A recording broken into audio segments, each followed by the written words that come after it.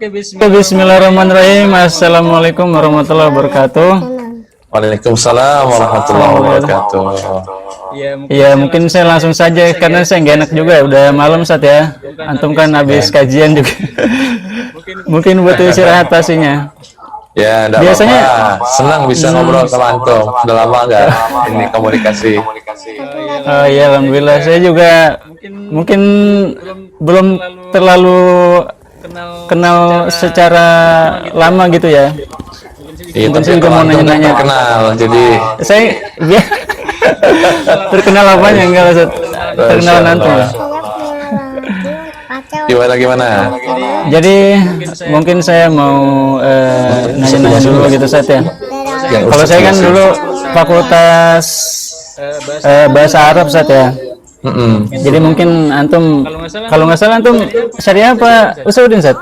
Syariah, iya. Orang syariah itu kan sudah paham lah perbandingan mazhab. Ya salam. Dan dalil-dalil. Iya. Jadi kalau saya kan nggak terlalu mendalami wilayah situ gitu Ustaz. Nah, jadi alhamdulillah di kesempatan kali ini saya bisa kolaborasi sama antum, dan saya juga mau mengucapkan selamat juga buat channel antum nih, sudah luar biasa. Sudah tembus 1000 subscriber. Kontennya juga luar biasa, alhamdulillah. Alhamdulillah. Jadi kan kita sejak 2 bulan lalu gitu Sat ya sudah merasakan pembatasan sosial, udah gitu harus kerja dari rumah, dan juga saya yakin antum juga mungkin sejauh ini ngajarnya dari rumah. Kalau tadi itu syutingnya di mana Sat? Di sinilah di Palembang. Kita sudah zona merah juga, ya? Jadi sudah menerapkan PSBB juga. Palembang sudah hampir kurang lebih seminggu ya. Oh iya. Jadi WFH juga, termasuk kajian-kajiannya semua online. Oh gitu. Ya luar biasa. Berarti kalau selama ini kegiatan antum apa aja nih Ustaz? Setelah pulang dari Kairo berarti tahun berapa Ustaz? Saya pulang dari Kairo kan lanjut dulu ya, sempat lanjut S2 di Mesir. Kemudian 2015 juga berangkat ke Sudan untuk S2. Alhamdulillah 2017 selesai untuk S2-nya dan lanjut S3. Tepatnya tanggal 17 Agustus sudah mulai nulis disertasi S3-nya 2017. Kemudian bimbingan berapa bulan sama pembimbing di Sudan dan izin pulang ke Indonesia 2018. Kemudian berarti antum 2015 ke Sudan S2 gitu ya? Habis itu lanjut S3 di Sudan juga? Iya, di Omdurman Islamiyah. Ya. Oh, masya Allah. Berarti antum 2018 itu udah kembali, udah selesai S3 gitu ya? S3 tinggal sidang. Nah, kebetulan 2018 ada bukaan CPNS. Nyoba-nyoba, ya alhamdulillah Allah kasih rezeki, hijrah dari Bandar Lampung ke Palembang ini. Jadi S3-nya belum boleh dulu. Seharusnya sidang tahun kemarin, tanggal 17 Agustus 2019 seharusnya sidang. Cuma karena kita CPNS kan nggak boleh, sampai harus ngabdi beberapa tahun dulu. Iya. Oh gitu. Besok insya Allah nih, insya Allah pelantikan PNS-nya nih 100%. Oh masya Allah, barakallahu fiik, alhamdulillah. Amin. Luar biasa emang nih rezeki ya. Iya rezeki. Alhamdulillah. Saya pribadi gimana di Jakarta ya? Iya, saya pulang 2014. Iya. Lanjut S2 di UIN. Tulisan kiat-kiat Mumtaz kalau nggak salah dulu. Iya saya dulu suka nulis di Facebook yang gitu-gitu. Nah, habis itu 2015 S2 sampai 2017. Nah, 2017 saya jadi dosen tidak tetap di UIN di jurusan pendidikan bahasa Arab. Oh, di Syarif ya? Di Jakarta Syarif. Ya, sebelumnya juga ngajar juga di MAN 4 Jakarta. Di situ saya kan jurusannya sejarah dulu. Saya ngajar di situ SKI, Sejarah Kebudayaan Islam. Oh iya, masya Allah. Dari 2017, alhamdulillah lanjut lagi S3 di UIN. Ini sampai sekarang masih S3 di UIN dan kayak antum tinggal promosi, cuma belum terkendala corona. Iya, masya Allah. Semoga dilancarkan S3-nya. Amin ya rabbal alamin. Berarti antum masih bisa promosi itu Gimana? di sana ya, di Sudan. Masih kemarin karena di luar rencana kan kita PNS ini, jadi ya saya langsung komunikasi sama pembimbing kalau dalam waktu dekat belum bisa ke Sudan untuk sidang. Sebenarnya sama Ustaz Abdul Somad dulu kita 4 bulan itu. Kita bulan 8, beliau bulan 12. Tapi nasibnya beliau duluan kemarin bulan 12. Kalau Ustaz Abdul Somad berapa tahun beliau? Sama. Jadi kita 2017 itu saya terdaftar bulan 8, beliau terdaftar bulan 12 kalau nggak salah. Di tahun yang sama untuk S3-nya. Kemudian di kampus yang sama ya? Dia di kampus yang sama, di kampus yang sama. Om Durman Islamiyah. Oh iya. Oh luar biasa ya. Iya. Kemudian beliau 2 tahun berikutnya kan 2019 kemarin ya. Iya.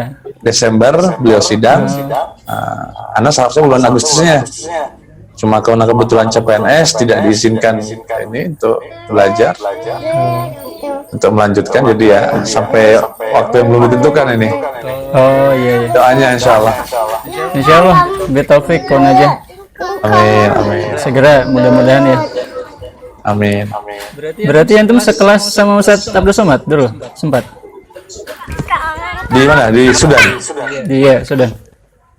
Untuk S3 itu kita kan di Timur Tengah bayar riset ya, jadi nggak ada klasikal lagi. Iya. Jadi nggak ketemu. Iya, nggak ketemu. Berarti masing-masing. Masing-masing ya. Berarti kalau yang di Sudan dengan biaya antum sendiri ya, atau dapat bantuan juga dari universitas? Awal mulanya anak kan dapat LPDP S2 kemarin. Oh, alhamdulillah. Dan sebetulnya bisa melanjutkan beasiswa LPDP itu untuk jenjang berikutnya, cuma belum diurus dan sibuk dengan CPNS ini. Iya. Sementara ya masih biaya pribadi dan belum ada yang dibayar. Karena di Omdurman kan sistemnya yang penting saat sidang sudah terlunasi, tidak ada bayaran per semester, nggak ada. Oh, tapi uang masuk ada ya? Gimana uang masuk aja ya? Paling uang registrasi waktu itu $500, itu aja yang sudah dibayarkan. Per semester berapa Ustaz kalau di Sudan? Di sana sistemnya nggak per semester, tapi per selesai. Pokoknya sampai S3 selesai, itu terakhir yang dibebani ke kami $10.000. Jadi kurang lebih 130 jutaan waktu itu. Oh iya. Ya, lumayan. Tapi sama aja dengan Indonesia kan, sidang terbuka, sidang tertutup, sidang buka tutup. Benar. Ya, kalau di Indonesia banyak sidangnya benar. Iya. Kalau di UIN itu di UIN Syarif per semester 5 juta, nanti sidang tertutup 5 juta, sidang terbuka 10 juta. Kurang murah ya? Ya lumayan sih, termasuk murah kalau di UIN Jakarta. Kalau di Palembang ini kemarin dengar-dengar habis 100-an juta juga untuk Unsri ya. Belum tahu juga kalau untuk UIN. Iya. Iya, Seth. Mungkin saya langsung ke pertanyaan yang mau saya tanyakan, Seth. Iya. Ya. Tafadhal. Kan sejak 2 bulan ini saya pribadi juga agak gimana ya, karena kan ada himbauan untuk tetap di rumah gitu, Seth ya. Sementara kita kan pengen ke masjid ya kan, ibadah dan lain sebagainya. Terutama Jumatan ya. Jumatan ini kan bagi kita yang Sunni Syafi'i kan penting banget. Sedangkan mulai 2 bulan ke belakang itu sudah ada anjuran di rumah saja. Dan ini sudah masuk bulan, mungkin mau masuk bulan ketiga ini ya. Dan kita juga nggak tahu pasti kan akan sampai berapa lama. Ada yang memprediksi sampai Juni ya. Saya baca juga ada yang prediksi sampai Desember. Bahkan ada yang sampai 2024. Kira-kira bagaimana menurut antum? Kalau perpanjangan itu benar-benar terjadi begitu ya? Apakah memang tidak apa-apa seperti ini? Atau saya juga lihat di beberapa tempat, salah satunya di Pakistan, itu mereka buat soft itu berjarak, Set. Jadi ada stiker kakinya itu, dikasih jarak beberapa meter. Mungkin itu bisa jadi solusi. Kira-kira pendapat Ustaz Vito gimana ini? Iya. Sebagai yang lebih banyak pengalaman.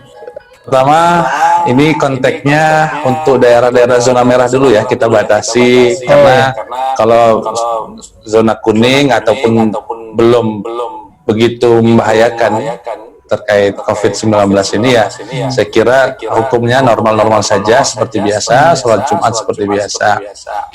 Namun kita berbicara konteksnya zona merah, kebetulan antum di Jakarta sudah zona merah, dan saya juga di Palembang juga zona merah gitu ya.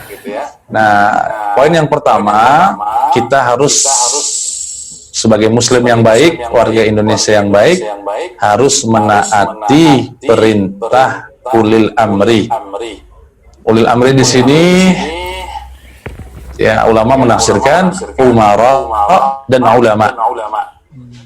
Ya, dan kebetulan alhamdulillah terkait masalah Covid ini umara kita, pemerintah kita dan ulama kita satu pandangan ya.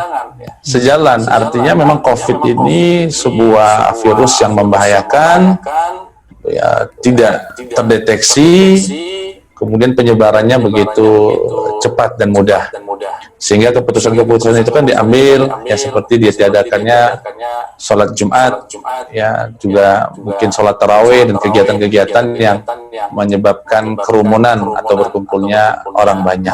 Dan itu sebagai muslim yang baik, yang baik, kita wajib menaatinya. Ya ayyuhalladzina amanu athi'ullaha wa athi'ur rasula wa ulil amri minkum. Ini taati Allah, taati Rasulnya, dan taati ulil amri minkum. Nah, selama perintah-perintah dari ulil amri ini tidak bertentangan dengan ketaatan kita dan ketaatan kita kepada Rasulullah. Insya Allah keputusan pemerintah oleh Majelis Ulama Indonesia, bahkan NU saya kira juga memiliki pandangan yang sama, Muhammadiyah juga begitu, dan organisasi-organisasi keislaman yang lain saya kira punya pandangan yang sama. Covid harus kita lawan, harus segera mata rantainya, segala hal yang menyebabkan keberlanjutan virus ini ya harus segera dihentikan. Di antaranya adalah sholat tarawih ataupun sholat Jum'ah, bahkan nanti sholat Idul Fitri gitu ya. Dan walaupun kami juga berharap tidak sekedar kaitannya dengan sholat, mal-mal juga, kerumunan-kerumunan lain juga yang notabene tidak ada unsur agamanya begitu ya, secara lahiriah juga harus menjadi perhatian agar tidak menjadi kesenjangan sosial atau salah paham di tengah masyarakat. Kalau masalah hukum, dari tinjauan hukum dan sebagainya, sebetulnya saya sudah jelaskan cukup panjang juga di akun YouTube kami ya. Kalau nggak salah judulnya itu agar tidak salah terkait fatwa MUI ya. Saya jelaskan secara teori di sana konsep rukhsah dan azimah yang diterapkan, yang intinya insya Allah keputusan pemerintah di zona merah untuk meniadakan kegiatan-kegiatan yang menyebabkan kerumunan, baik itu di masjid, di gereja, di mal ya, harus ditiadakan untuk sementara waktu. Itu kurang lebih pandangan umum ya, pandangan umum dari saya. Berarti begitu saja. Kalau ada kan sampai sekarang masih ada. Kalau di daerah saya pribadi di daerah Ciputat itu masih ada Jumatan. Termasuk kebetulan saya lagi di Bogor nih, saya di tempat mertua. Sini juga masih jalan juga Jumatan. Dan sepertinya kalau saya pribadi mau berangkat sih ragu-ragu. Karena saya ragu-ragu, akhirnya saya tidak aja, akhirnya di rumah aja. Nah, tapi memang sepemahaman saya memang ya bagus juga sih. Memang ya kita harus mengikuti pemerintah Ustaz ya, lebih simpel. Umum bukan begini. Ya, fujidatil fathamma syar'ullah. Di mana kemaslahatan umum, disitulah menjadi syariat Allah. Nah, yang menentukan ini umum atau tidak hal ini adalah pemimpin kita, pemerintah kita, dan ulama. Dan mereka kemaslahatan itu saat ini ada ya dalam meniadakan sholat Jumat ataupun hal-hal yang bersifat kerumunan. Artinya seketika disitulah syariat Allah muncul. Artinya tidak sholat Jumat dalam konteks adalah syariat Allah juga yang harus ditaati. Justru kita jika memaksakan untuk melaksanakan sholat Jumat setelah ada larangan resmi dari pemerintah atau pihak yang punya otoritas, itu berdosa walaupun dibungkus ibadah. Bahkan guru kita ya Syekh Ali Jum'ah mengatakan sikap itu disebut dengan iftiyat, pembangkangan terhadap keputusan pemerintah, dan itu berdosa walau dibungkus dengan sholat. Ini yang saya sebut dengan nafsu yang samar. Kenapa? Karena hawa nafsu dalam bentuk minum tidak dalam bentuk berzina, tapi ini dalam sholat, bungkusnya sholat, sehingga orang banyak tertipu padahal dalamnya adalah bentuk ketidaktaatan pada pemerintah, padahal ketaatan pada pemerintah adalah syariat Allah, syariat Rasulullah yang wajib ditaati. Antum, anak pribadi Lembang ini udah hampir 3 Jumat atau 4 Jumat mungkinnya sudah, dan kita yang dianggap masyarakat setempat sebagai tokoh agama, panutan, harus lebih hati-hati. Karena kehadiran kita di masjid, walaupun mungkin kadang-kadang sekedar menghilangkan rasa kangen atau iseng bahkan, ya, itu bisa menjadi legitimasi pembenaran buat orang-orang lain atau jamaah kita. Oh, itu ustadznya aja ke masjid kok. Ya sudah, kita ke masjid aja. Nah, makanya saya menahan diri sampai hari ini, walaupun kalau ditanya nafsu atau keinginan, pengen sekali sholat Jumat, pengen sekali ngimam, atau ingin sekali bertemu dengan jamaah-jamaah yang sudah lama nggak bertemu. Tapi disinilah kita selaku muslim harus menundukkan nafsu kita untuk syariat Allah Subhanahu wa taala berupa menaati keputusan pemerintah. Dan Rasulullah kan bersabda, la yu'minu ahadukum hatta yakuna hawahu taba'an lima bihi. Tidak sempurna iman salah satu di antara kalian sampai hawa nafsunya, walaupun nafsu ini nafsunya sholat, nafsunya nafsu kebaikan, ditundukkan, ya tidak beriman sampai semua nafsu kita, baik untuk kebaikan atau tidak, kan harus tunduk dengan syariat Allah Subhanahu wa taala, baru sempurna iman.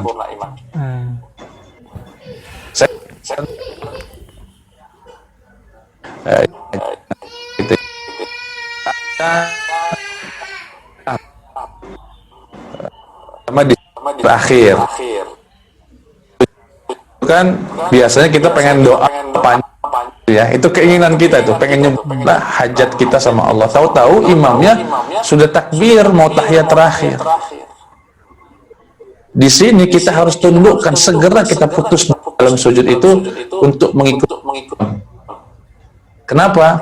Ini ingin menundukkan sekali lagi nafsu kita, keinginan kita, karena Allah mengatakan jika imam sudah mengatakan takbir, sudah sujud atau berdiri, segera mengikutinya. Innama ju'ilal imam tamma bih. Sesungguhnya imam itu dijadikan imam ya biar diikuti. Allah alam. Iya, Syukran. Ini ilmu baru nih tentang apa? Iftiyat Ustaz ya? Iftiyat, ya, iftiyat. Pakai dot atau pakai to belakangnya Ustaz? Iftata, yaftatu, iftiyat. Antum nih kuliah lughah Arabiyah, insyaallah nyambung langsung nih. Iftata ya. Pakai ta maftuh ya. Iftata ya. Alif, ya, alif ta. Iftiyatun. Artinya pembangkangan keputusan pemerintah yang apalagi ini sudah menjadi kesempatan gitu ya. alhamdulillah Umaro dan sepakat untuk masalah ini. Jadi untuk kita menyelisihi yang tersebut atau keputusan tersebut. Oke, Ustaz. Saya mau tanya-tanya lagi juga tentang pengalaman mengajar antum nih ya selama work from home. Ya, ini bagaimana? Antum apakah kelas antum ini semua antum menggunakan mungkin Google Classroom atau pakai Zoom gitu? Gimana pengalaman antum pribadi? Sebetulnya UIN Raden Fatah Palembang sudah menyediakan ya aplikasi khusus untuk Classroom, bahkan dengan kuota juga yang gratis ya ditanggung. Namun dalam prakteknya mungkin dosen pengalaman pribadi sendiri kebetulan karena mahasiswa-mahasiswi kami ini ada bagian dari kampung ya, dari desa pelosok, sehingga mereka kesulitan mendapatkan sinyal.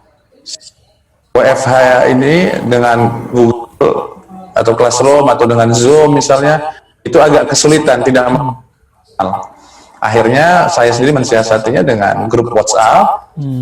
Bisa saya kirimkan video, saya buat video misalnya kajian, saya kirim ke mereka untuk dibuka sesuai dengan mereka, sesuai dengan sinyal mereka masing-masing, atau dengan pesan suara semacam ya penjelasan satu kaidah atau satu tema. Baru nanti mereka akan ada tanggapan berupa tanya jawab ataupun ya komentar. Sementara itu yang saya pribadi jalankan untuk WFH. Oh iya, bagus juga. Kalau mahasiswanya enak kayak orang Jakarta ini enak, kita bisa zooman, sinyal kencang. Iya. Ya saya pernah di Lampung juga di daerah Kalianda saat itu emang agak susah sinyal dulu kalau di situ. Iya, itu kampung kita itu aslinya. Oh, antum dari Kalianda? Saya di sebelah Kalianda, namanya Sidomulyo. Oh, Sidomulyo. Saya dulu pengabdian lulus Gontor di situ setahun. Di Gontor 12 tuh ya? Gontor 9 kalau itu. Oh, Gontor 9 ya? Iya. Dekat dari rumah itu, nggak jauh. Paling setengah jam nyampe. Oh iya. Kalau antum dulu mondoknya di mana, Ustaz Bito? Ana di MAKN Lampung, Bandar Lampung. Oh iya. Berarti sama ada teman juga, teman lulusan S2 UIN juga ya, dia dulu siapa? MAPK namanya Abdul Rahim. Mungkin beda angkatan sama antum. Ya. Dia S2 di UIN juga. Oke, saya punya pertanyaan. Belum di kampus UIN Jakarta. Iya, jadi dia S1-nya di Lampung, S2-nya bareng saya di UIN Jakarta, pendidikan bahasa Arab. Sekarang ngajar juga di Lampung kayaknya. Di Lampung ada YN ya, atau UIN ya? UIN Raden Intan. Raden Intan benar. Di sana juga ngajar bahasa Arab. Oke, Sat. Terima kasih, Sat. Berarti pakai WhatsApp, Sat ya? Kalau saya pribadi lebih ke Google Classroom. Jadi saya ngupload juga di YouTube. Mereka suruh nontonnya di YouTube gitu, Sat. Walaupun makan kuota ya di YouTube ya. Ya, itu kendala juga kan. Iya benar. Ekonomi lagi agak seret ini. Iya. Jadi banyak pertimbangan kita. Oh iya. Oke, Sat. Saya mau nanya nih, Sat. Saya sebenarnya tertarik dengan teori-teori konspirasi, Sat ya. Saya nggak tahu antum tertarik juga atau enggak gitu, Sat. Terkait virus corona ini, Sat. Gimana? Terkait virus corona ini kan ada beberapa teori konspirasi nih. Saya baca beberapa jurnal, ada yang bilang konspirasi paling umum itu pertama mengatakan ini virus dari Cina ya, dikembangkan oleh pemerintahan Cina untuk membatasi demonstran di Hong Kong itu, Sat. Ini salah satunya ya. Walaupun kenapa merebaknya di Wuhan gitu ya. Ada juga teori yang kedua ini mengatakan ini adalah rencana orang-orang super kaya itu, Sat, untuk memukul ekonomi dunia supaya terjadi resesi. Jadi mau di setting ulang ekonomi global gitu, Sat. Apa antum punya pendapat tentang konspirasi ini, Sat? Teori konspirasi. Konspirasi wa ma adraka ma konspirasi. Konspirasi adalah rencana rahasia, Ustaz. Rencana rahasia di balik sesuatu gitu, saat maksudnya, saat. Oke. Yang pastinya begini, ini belum berapa kasus belum masuk kepada kasus COVID-19. Di dunia ini kan ada dua komoditi menjadi penentu putaran ekonomi dunia yang saya tahu ya. Yang pertama adalah senjata, yang kedua adalah obat-obatan. Jadi kalau satu negara pengen kaya dan dia punya produksi senjata, maka buatlah perpecahan, peperangan di suatu negara agar nantinya mereka beli senjata dari jual beli senjata. Ini salah satu proyek besar buat negara-negara besar, orang-orang superhero super kaya di dunia. Ini yang kedua, ya, dengan cara menciptakan sebuah virus dan sebagainya, baru nanti menghadirkan vaksin. Maka kalau dalam intelijensi, walaupun saya tidak pakar, tapi kita pernah baca lah ya dikit-dikit, di balik desain dari setiap kasus besar seperti ini adalah, kalau pengen tahu siapa pelakunya, adalah orang yang paling beruntung. Paling beruntung di sini kita lihat nanti, kalau ini masalah virus berarti terkait dengan vaksin, dengan obat, siapa yang menemukan, siapa yang menjual dengan jumlah besar, kemungkinan besar itu adalah negara atau sosok yang menjadi tokoh di balik kejadian atau fenomena virus corona ini. Dan kita punya guru Syekh Yusri ya, pernah beliau ya, Syekh Yusri hafizallah, pernah khutbah juga beliau ngomong, ini ada pelaku di balik kejadian ini.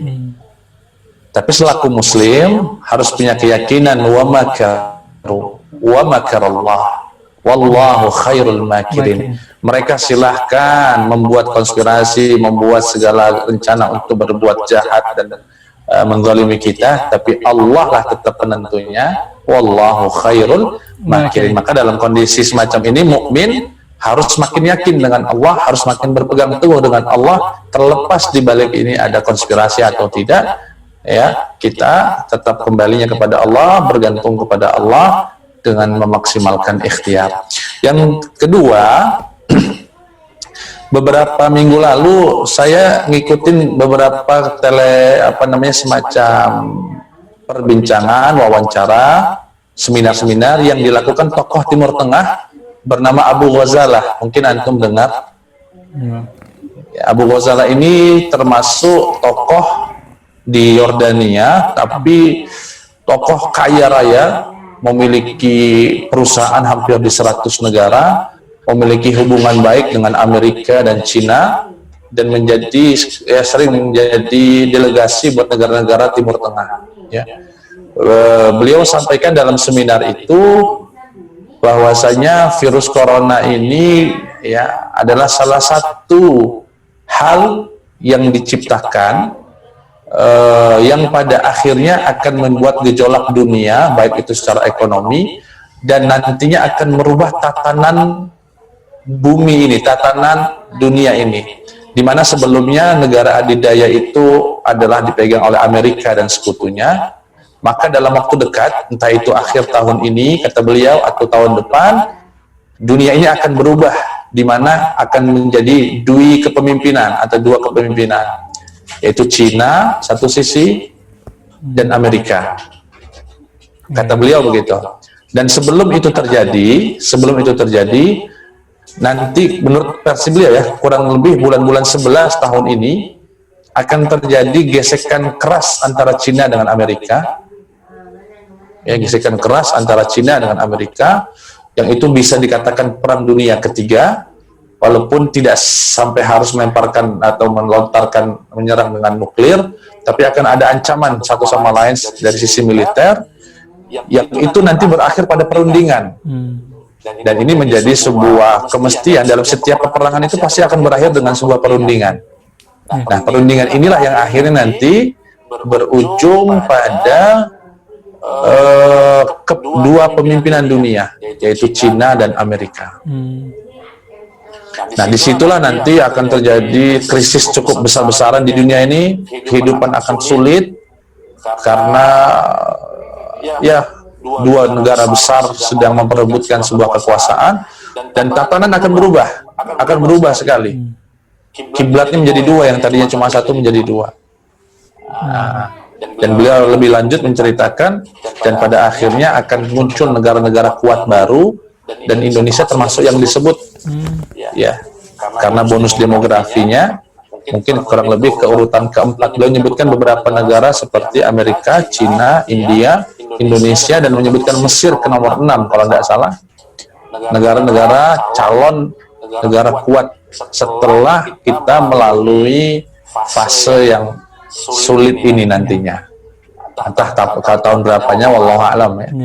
Itu kurang lebih hasil seminar beliau. Hampir beliau lakukan itu di beberapa seminarnya, beberapa wawancara beliau. Dan sekarang saya kira sedang viral di Timur Tengah pendapat-pendapat beliau. Oh, luar biasa ya, ini lebih lengkap ini ya pandangannya. Jadi saya baru dengar juga kalau dari Pak Abu Ghazala itu. Berarti nanti coba untuk melihat Abu Ghazala Qalal kalau nggak salah nama lengkapnya. Itu sedang lagi jadi perbincangan di Timur Tengah, dan saya coba ngikuti lah ya. Dikit-dikit di waktu senggang dari istirahat ngaji-ngaji ini, tempatkan untuk lihat dunia, cak mana lagi bahasa Palembangnya keluar. Maksudnya apa sih yang terjadi? Tapi pada akhirnya seorang mukmin senantiasa dalam kondisi tenang-tenang saja, berpegang teguh dengan firman Allah, Allahus Samad. Allah lah tempat kita bergantung. Mau dunia ini mau direncanakan kayak apa dengan orang-orang yang di luar sana, ya Allah lah sebagai penentunya. Insya Allah kita baik-baik saja. Insya Allah. Amin ya rabbal alamin. Ya, berarti memang kelihatannya akan ada perubahan besar ya. Saya juga merasa seperti itu, Ustaz. Karena ini sepertinya ada sesuatu yang agak aneh begitu ya dengan pandemi ini. Dan ini setelah saya baca-baca juga pernah terjadi tahun 1918, waktu itu Perang Dunia I ya, yang bersebarengan dengan pandemi flu Spanyol waktu itu. Nah, mungkin kalau kita mau memperkirakan, saya juga mau nanya pendapat antum. Kan kita sampai sekarang belum tahu pasti ya apa yang akan terjadi dan kapan berakhir ini pandemi ini ya. Kalau saya pribadi memperkirakan mungkin bisa sampai akhir tahun begitu ya. Kalau antum sendiri kira-kira bagaimana pendapat antum? Apakah kalau ramalan yang lain di CNBC saya pernah nonton juga, mereka mengatakan mungkin bulan Juni sudah bisa selesai. Tapi kalau saya baca jurnal itu tentang flu Spanyol itu, mereka mulainya Maret baru bisa selesai itu November. Jadi fasenya panjang begitu ya. Bisa jadi kalau saya perkirakan mungkin kalau sekarang Februari mungkin kita selesai Desember atau November. Kurang lebih. Paling cepat November mungkin ya. Bagaimana pendapat Sabito sendiri? Saya tidak bisa ngasih pendapat untuk ini karena ini domainnya saya kira saya ngikut saja dengan pihak yang punya kapasitas, yaitu dalam hal ini adalah Kementerian Kesehatan, karena saya kira dia punya instrumen-instrumen yang cukup untuk bisa mendeteksi, memperkirakan terkait COVID-19 ini kapan akan selesai ya. Jadi saya nggak ada pandangan itu, cuma begini, apapun perkiraan yang nanti disampaikan oleh pihak, ya banyak pihak mungkin, tidak hanya Kemenkes ataupun mungkin yang lain, kalaupun dikatakan dalam waktu dekat nih, misalkan bulan 6 insya Allah selesai, jangan sampai itu membuat kita kendor untuk menghadapi COVID-19 ini.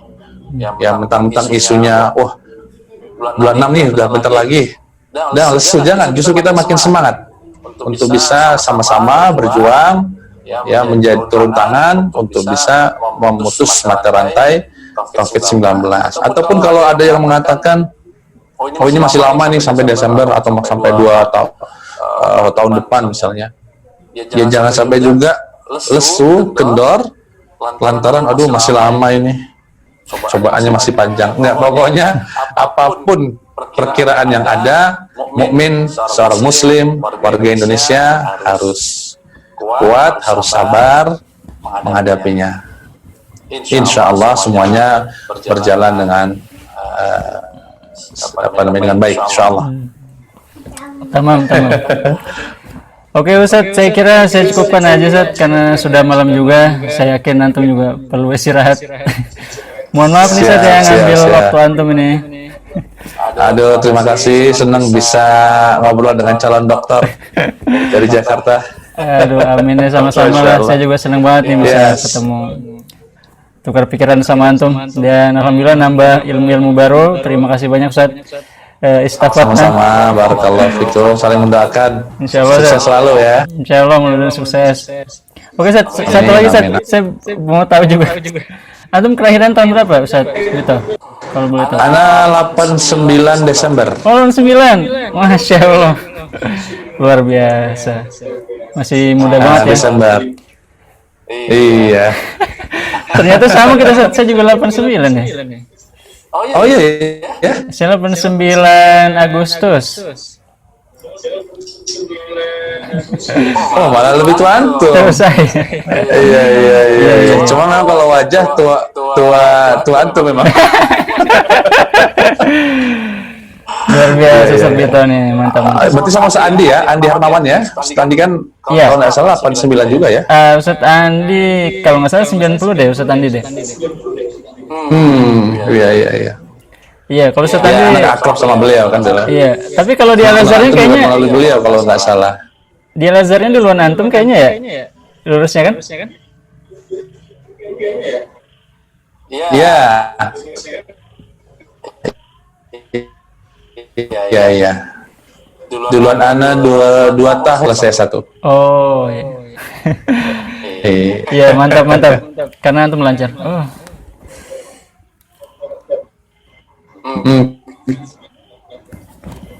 Alhamdulillah. Oke, Ustaz, kalau ke Palembang ya. Mampir kan Bari. Oh, siap. Sama-sama, kalau mampir ke Ciputat atau ke Jakarta, kabari juga Ustaz. Mampir. Siap. Atau ke Bogor. Ini saya lagi di Bogor. Oke, Ustaz, saya coba nih Ustaz ya. Iya. Sama-sama, makasih. Iya. Kaki mujaddadan insyaallah fil liqa'il muqbil. Wassalamualaikum warahmatullahi wabarakatuh. Iya. Waalaikumsalam warahmatullahi wabarakatuh.